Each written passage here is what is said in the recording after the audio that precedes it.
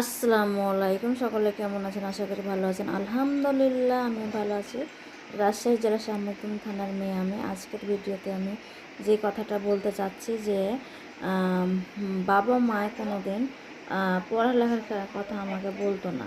কারণ আমি এমনিতেই আমার পড়ার প্রতি আলাদা একটা নেশা ছিল। হ্যাঁ, তো যেখানে আমি যেটা বলতে চাই, বরং বাবা মায়ে পড়া নিষেধ করতো যে মেয়েটা হয়তো বা সমস্যা হবে, এরকম একটা বিষয়। হ্যাঁ, তো কোনো বাবা মাই চায় না যে তার সন্তান ক্ষতি হোক, এটা কেউ চাইবে না। তো আমার বাবা মাও তো তাই। তো ঘটনা হলো যে কোনো কিছু বেশি কিছু ভালো না।